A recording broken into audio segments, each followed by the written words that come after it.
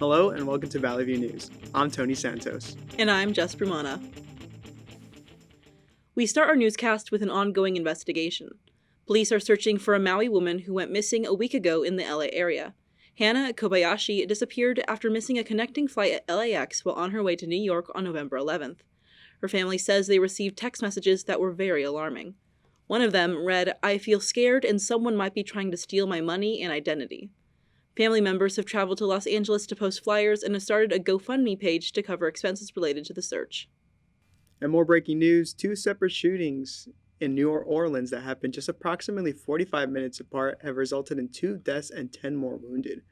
Police Superintendent Ann Kirkpatrick says the first shooting occurred when rounds were fired from a vehicle into a crowd of parade watchers. One person was pronounced dead at the scene and the other later died at a local hospital. Police say the second shooting was caused by someone in the crowd because no cars were allowed at the location at the time. Investigators are looking into whether the two shootings are connected. President Biden has authorized the use of American long-range missiles inside Russia as the war in Ukraine reaches the 1,000-day mark. Russian President Vladimir Putin warns that this will be considered direct involvement from the U.S. and NATO countries will be considered participants in the war. The Army tactical missile systems are stronger than any other Ukrainian missile. Officials estimate around 250 Russian military objectives will now be within range of these missiles. President Biden met with President-elect Donald Trump last week in Washington to emphasize a peaceful transfer of power. The two presidents had a 2-hour meeting to discuss a wide range of topics, including national security and domestic policy issues. Biden told Trump he will do everything to make sure the president-elect is accommodated. Former First Lady Melania Trump did not make the trip to Washington. Trump's controversial cabinet await their fate as the Senate considers the appointments. Matt Gaetz, Tulsi Gabbard, Pete Hegseth, and Robert F. Kennedy Jr. have faced criticism that they lack expertise and experience to run the departments that would be under their control. Gaetz and Hegseth, the picks for Attorney General and Defense Secretary, respectively, both have sexual misconduct accusations. Gabbard's suitability as the National Intelligence Director is being scrutinized for her sympathetic views of Russia. Kennedy, as the Secretary of the Department of Health and Human Services, has caused a lot of concern from medical professionals due to his history of spreading misinformation on vaccines, food safety, and other issues. Away from the controversy, the nomination of Florida Senator Marco Rubio as the Secretary of State has lauded praise from both political parties. The House Ethics Committee was set to meet this Wednesday to discuss its investigation of Gaetz after allegations he had sex with a minor. As the confirmation of the cabinet appointees becomes closer, senators are calling for the information from this report to be released. The Ethics Committee has been investigating Gaetz since 2021, but when he resigned from the House last week, the committee lost jurisdiction. While there is a precedent for releasing ethics reports after a House member resigned, some senators are calling for access. Even an FBI background check must be completed. Senators say this information is vital in order to have a fair and informed voting process. California Representative Adam Schiff says he's not going to be intimidated by Trump. Schiff says his responsibility is to the people of California and defending the state from Trump's abuses of power. Schiff is on Trump's enemies list after playing a key role in the former president's first impeachment trial. Trump has threatened Schiff, but Democratic representatives have vowed to defend the rights of freedoms of Americans. California is still trying to get election ballots counted. An estimated 800,000 ballots are still left to count in the state. California is lagging behind the rest of the nation due to the amount of ballots that were cast. California cast approximately 60 million more ballots than Texas and New York, which are also still counting ballots. And in Los Angeles alone, 73% of voters voted by mail, making a dramatic shift in how voters send in their ballots. The recent trend of vote by mail ballots has impacted the speed at which the ballots are counted. LAUSD has announced a new policy that will ban cell phone usage for students on campus during school hours. The new policy will be implemented for the second semester of the 2024 through 2025 school year. Eliza Kosten spoke with a middle school teacher to discuss these plans. Thank you. I'm here in the San Fernando Valley at a middle school with a middle school teacher to discuss the LAUSD district-wide phone ban. So as a teacher, what are your thoughts on this phone ban? I think it's been a long time coming. If students were able to control themselves with their phones and keep them away during class time, there would not be a necessity for a phone ban. It's because of maybe part immaturity, partly because of COVID, and they were on their devices so much, they have an inability to be able to detach from them when they're in class. So how do you think that this phone ban will help students' ability to focus and remain engaged all throughout class time? Students are very consumed with seeing what other students are posting during class. So if they're not posting things during class and they're not being distracted, they'll be able to focus more on their studies and learning instead of messing around and then losing class time, getting in trouble, and causing others to lose their class time as well.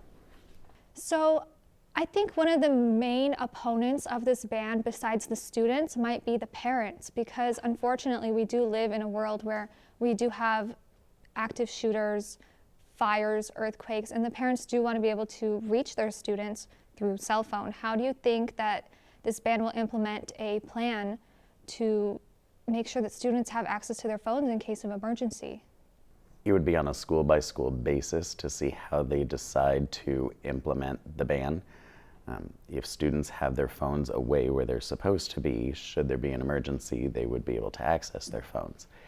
In reality, if there's a big earthquake, you're not going to have power lines anyway and your cell phones aren't going to work. If there's an active shooter, you don't necessarily want somebody to be receiving texts or phone calls because that would alert somebody to where people are hiding. You make a very good point, actually, and I wanted to see what your thoughts are on getting parents and students on board with this phone ban.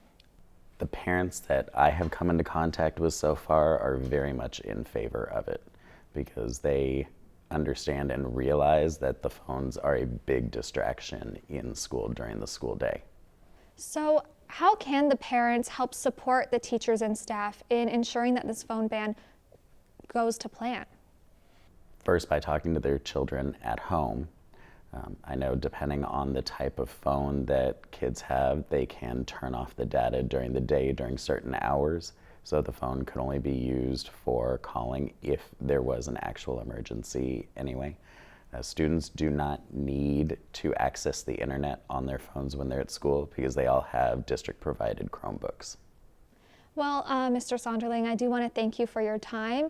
It was definitely a learning experience for me, and I'm sure it was a learning experience for all of our viewers, so I'm going to send it back to the studio. Alexa, thank you. The Pasadena Armenian Festival brought families together to party all day into the evening and celebrate their culture.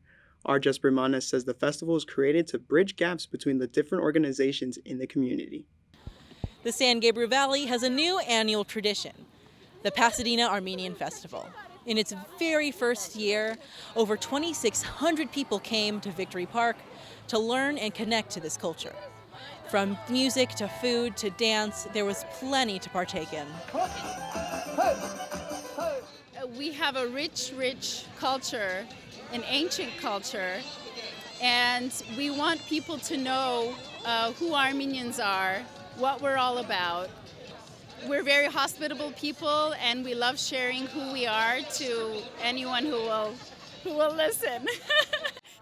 The festival is a collaboration between 26 cultural organizations with the common goal of strengthening community ties and helping people connect to the culture. The Historic Places Pasadena project is also using this opportunity to gather stories from the Armenian community about their long-standing presence in the city. We need to tap into the community. They're the ones that know their history, so we really want to hear people tell us their stories and what's important to them. Proceeds from the event will be donated to multiple Armenian children's schools to help keep the culture alive in the next generation. From Pasadena, Jess Brumana, Valley View News. Thank you, Jess. An E. coli outbreak linked to organic carrots has killed one person in LA County and hospitalized over a dozen more across 18 states. Grimway Farms has recalled multiple products containing organic carrots. The CDC is instructing people who have them to return them to the store or throw them away. For the full list of recalled items, consumers can visit cdc.gov. Mpox, previously known as monkeypox, has been officially confirmed in San Mateo County, California. The Bay Area resident recently returned from Africa where the outbreak is ongoing. Mpox can spread like wildfire through close contact such as touching, kissing, and sexual intercourse. Initial symptoms are flu-like and can be followed by a painful or itchy rash. The director of the World Health Organization claims the Mpox outbreak is a public health emergency of international concern. The CDC says eligible people are advised to get 2 doses of the Mpox vaccine. Everyone needs a mental break once in a while. Our Tony Santos has more on how people relaxed and took time for themselves at a local health fair. So I'm currently here in Chatsworth for the Fitness All Day Health Fair, which includes yoga, a core workout, and a sound bath. Being able to help people, that's what inspires me. And when they love what I do, it helps me and it motivates me a lot more to help them even further. It's really about health. It really starts in your mind, because if you put it in your mind to work out, to eat better, then the rest will follow. Stepping away from the fitness side of things, there was THC, non-THC, and even CMOS products. CMOS can do everything for you. It provides your body with flushing of toxins out of the body. It can help your metabolism, help support your gut health. It's an actual prebiotic. It helps with the balancing of hormones. It helps with supporting thyroid functions. It basically is a superfood. So sound bath is it's a vibrational healing. So everything that we do are made up of vibrations. I think the benefits have to do with being able to relax your body, to be able to relax your thoughts. Our mind runs at an incredible amount of energy goes through our minds. A lot of the things, our minds actually take control of our body. Aside from the core workout, the yoga, and the sound bath, there was one other way to relieve your stress and rejuvenate.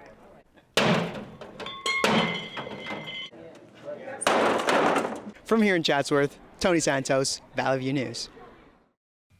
Tony, thank you. More to come on Valley View News. You'll be paying how much more for a typical Thanksgiving meal this year? Plus, how one local nonprofit is gearing up for the special holiday. And do you recycle, and are you doing it right? We'll tell you if you are. Stay with us.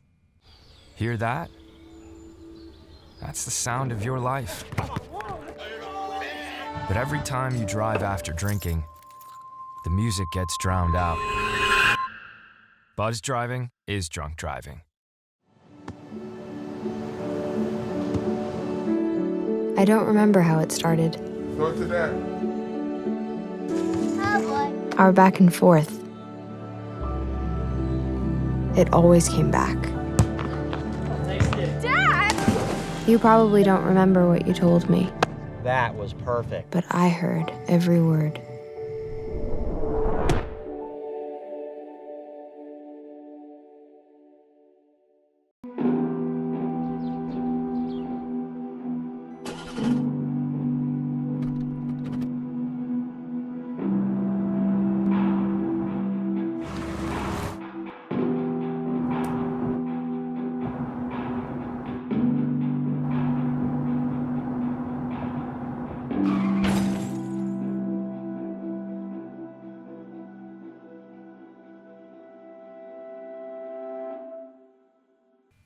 Welcome back.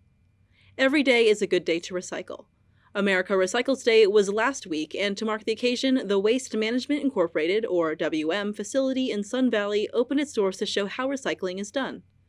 WM encourages people to recycle the correct way in order to take care of our planet. The business says a common mistake people make is putting recyclables in a plastic bag, resulting in it going to the landfill because items in the bag can't be sorted out. WM is a leading provider of comprehensive waste management in North America, providing services such as garbage collection, recycling pickup, and dumpster rentals. Large retail chains are competing to offer the lowest prices for families ahead of Thanksgiving. Data Assembly, a market research firm, says the price of an average 15-item holiday dinner is down 3% from a year ago, but 42% higher than in 2019. Walmart and other retailers are testing methods to help customers save money by selling Thanksgiving favorites in bundles. The holiday season has begun, and with Thanksgiving just around the corner, many grocery store customers are frustrated with the prices of food. Our Eliza Kosten spoke with customers to hear their thoughts about the ongoing rises in price. Thank you. I'm here at a grocery store, and as the holiday season is approaching, the grocery store prices only seem to be increasing. Grocery shopping has become a growing source of stress for many customers as they struggle to keep up with the soaring prices. Shoppers are sharing their frustration, saying they're spending more but bringing home less. It's almost unaffordable. I've watched my prices jump almost 30% over the course of the last 2 years. The prices have gone up tenfold. I spent $100 for 1 or 2 bags before you could get a whole cart full. While some customers are frustrated over the rising prices, others believe that they are reasonable given the current economic conditions and supply challenges. Oh, they're reasonable. They are. And they have a lot of good stuff in here that most of the grocery stores don't have. From the San Fernando Valley, for Valley View News, I'm Alexa Kosten. Alexa, thank you. A local food relief program continues to help families in need of free groceries. Our Eliza Portillo has more on how one foundation is giving away free Thanksgiving meals to hundreds of people in the San Fernando Valley. Christie's Foundation is a food relief program that wants to help families in need, especially for this upcoming holiday season. Hundreds of people in Glendale received a variety of free food, including turkeys, ahead of Thanksgiving. Dedicated to providing essential food resources to their community, Christie's Foundation aims to support individuals and families in need. We give out over 10,000, between 10 and 12,000 pounds of food every week. So we just give groceries, free groceries. This week was a special one for the foundation. They organized a Thanksgiving meal giveaway that attracted hundreds of people in the community. Volunteers and partners helped hand out bags of food to families in need of a warm meal for Thanksgiving. Food items included pork chops, milk, fruit, and much more. More than 200 people are in line across the street to receive their free meals today, and Christie's Foundation will continue to distribute food every week at both of their Glendale and Northridge locations. Many people appreciate the program and are grateful to receive free food just in time for the special holiday. I'm just thankful that they have the Christie's Foundation, and for those who have not come over here, I suggest you do because it's really good food. It helps the family. The food relief program was founded in 2017 and hopes to end food insecurity with a shared commitment to nourishing the community one meal at a time. And Christie's Foundation wants to continue raising awareness so that more families in need can attend. Reporting in Glendale, Eliza Portillo, Valley View News. Eliza, thank you. In entertainment news, what's hot at the box office? At the top of the charts is The Rock and Chris Evans' holiday film, The Red One. The Amazon MGM film only earned just over $34 million domestically, receiving negative reviews. Following suit is Venom: The Last Dance, earning $7 million in its fourth weekend. In third place is The Best Christmas Pageant Ever with $5 million. And in fourth place is Heretic with also $5 million. Former late night show host and podcaster Conan O'Brien is set to host the 97th Oscar ceremony. This will be his first time hosting the star-studded event after four-time Oscar host Jimmy Kimmel declined the return.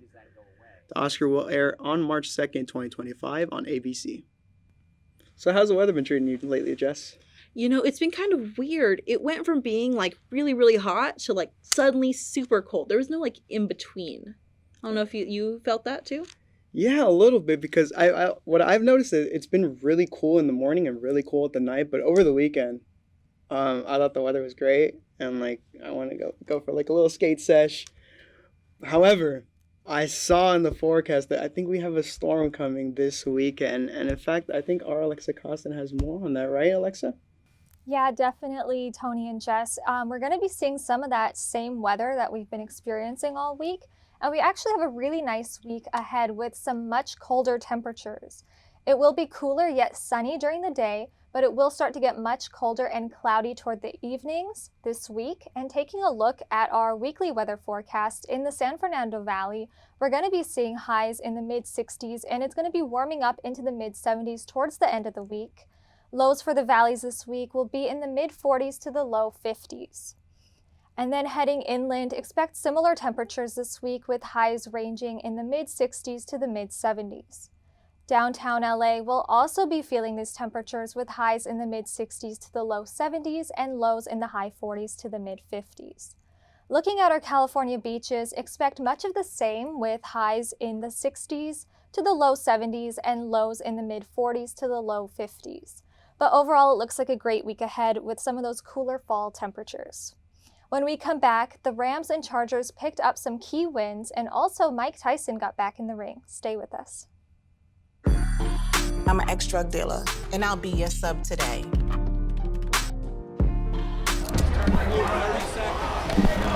Two milligrams of fentanyl can be lethal. A lethal dose is in here. Who gets it, I won't know. It's cheap, it's potent, and it's profitable. The sad reality is, fentanyl is being mixed into everything now. More kids should know. My name's Stacy, I'm 57, and I was adopted in 2020. One teen can come in and make you look at life in a whole different way. You know, he's my father, so I look up to him a lot. If I can be 10% of the man he is, I'll be a happy person for sure.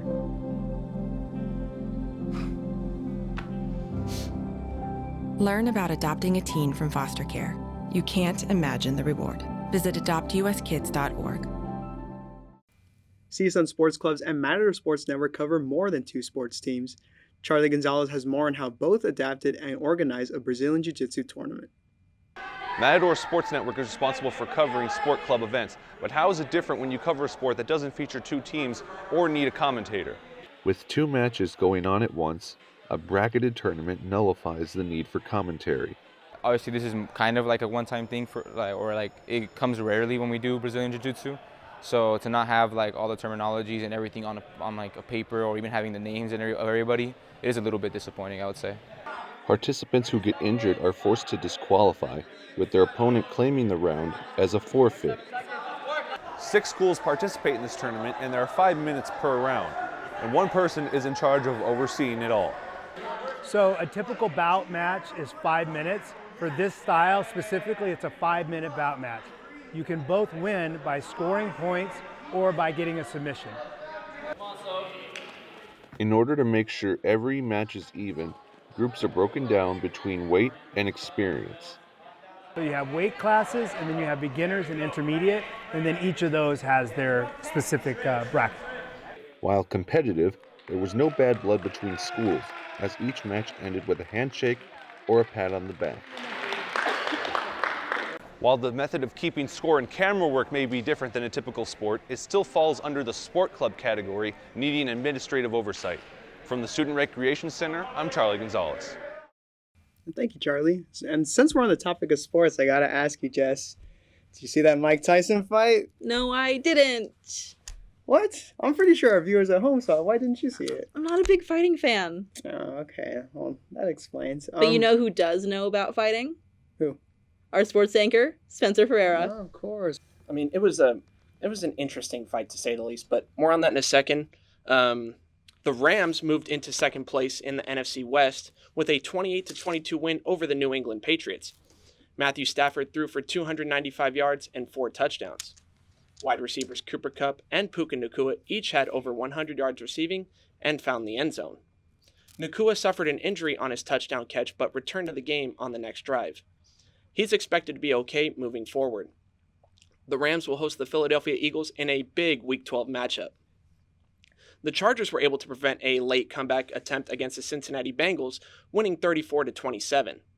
Los Angeles was up 27-6 in the third quarter. Joe Burrow and the Bengals were able to tie the game at 27 early in the fourth. The Chargers got the ball late, and with 18 seconds left, J.K. Dobbins found the end zone to essentially seal the game. The Chargers are now 7-3 and in second place of the AFC West. In the NCAA, UCLA lost against Washington 31-19, and USC beat Nebraska 28-20.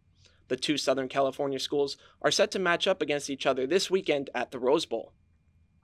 On the court, the Lakers took down the Pelicans 104-99. Anthony Davis finished with a double-double, totaling 31 points and 14 rebounds. LeBron finished with 21 points and hit 2 clutch threes late in the game. They improved to 9-4 and are set to rematch the Pelicans in group play of the NBA's in-season tournament. The Clippers took down the Jazz 116-105, but the story of the night was James Harden surpassing Ray Allen to move into second place on the NBA's all-time three-point made list. He now has 2,975 made threes. The only person ahead of him, Warriors point guard Steph Curry, who sits at 3,782. The Clippers and Warriors are set to match up for the second time this season, which saw LA taking the first game. On the ice, the Kings took care of the Red Wings 4-1. Right winger Adrian Kempe scored 2 goals, and goalie David Rittich totaled 17 saves. The Kings improved to 10-6-3 on the season. And speaking of that fight, and it was a massive weekend for combat sports, Netflix hosted the boxing match between Jake Paul and Iron Mike Tyson. The first couple of rounds were competitive, but Paul was able to take control of the fight in the later rounds. The fight went the full 8 rounds, in which Paul won by unanimous decision. The fight left many viewers voicing their displeasures on social media, saying the fight didn't live up to the hype. There were also complaints about the stream itself, as many viewers had trouble viewing the fight. Netflix is set to host the NFL's Christmas Day games next month. And in the octagon, John Jones retained his UFC heavyweight championship against Stipe Miocic. Jones hit Miocic with a spinning heel kick in the 3rd round that led to a TKO seconds later. Jones increased his unbeaten streak to 20. As for Miocic, he announced his retirement from the sport after the fight. And that's all for sports. Back to you, Tony and Jess. Thank you for that report, Spencer. What sound does the witch's car make? Broom, broom. Our Tony Santos has more on how people went full throttle and honored the life of a fallen friend at a local car meet last weekend. I'm here to celebrate Eric, good friend of mine, passed away, unfortunately, so I'm out here celebrating his memory. So this is a 1987 Chevrolet Corvette. Old car that runs sometimes, but I try to bring it out as much as I can.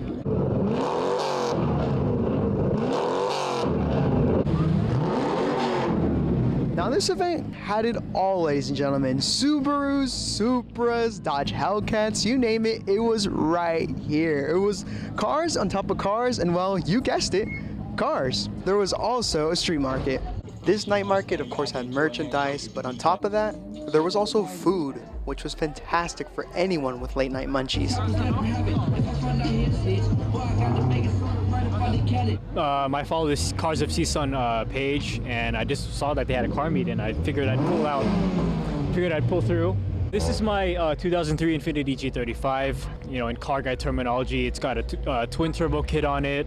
It's pushing 600 horsepower. It's a total blast to drive. My pride and joy. I built it from the ground up myself. Yeah, it's a hobby, but also my career, you know, because I work as a mechanic. From here in Northridge, Tony Santos, Valley View News. Tony, thank you. According to a new study from the Pew Research Center, 1 in 5 Americans get their news from news influencers on social media. Almost 40% of adults under the age of 30 say they get their news and stay informed from independent social media users.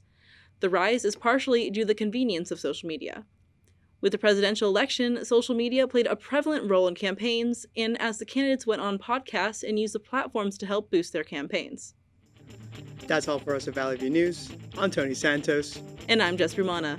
For stories any time of day, see our YouTube channel at Valley View News and our Instagram page at Valley View News CSUN.